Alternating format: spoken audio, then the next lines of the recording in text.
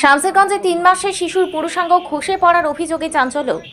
মুর্শিদাবাদের শামসেরগঞ্জে এক 3 মাসের শিশুকে ঘিরে চাঞ্চল্যকর ঘটনা। পরিবার সূত্রে জানা গেছে, দোগাছি এলাকার ওই শিশুটি প্রস্রাব করার সময় কয়েকদিন ধরেই প্রচণ্ড কান্নাকাটি করছিল। শুক্রবার সকালে হঠাৎ করেই শিশুটির পুরুষাঙ্গ খসে পড়ে যায় বলে দাবি করছেন বাবা সাদ্দাম হোসেন।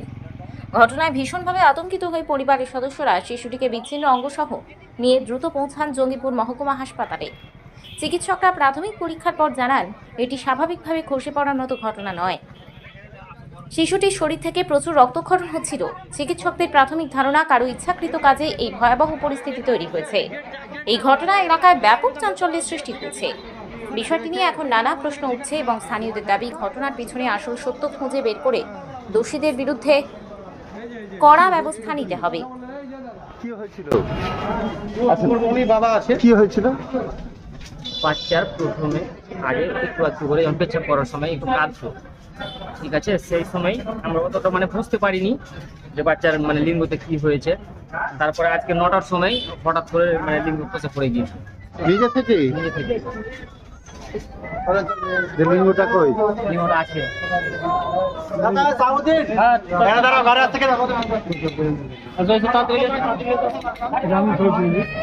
হ্যাঁ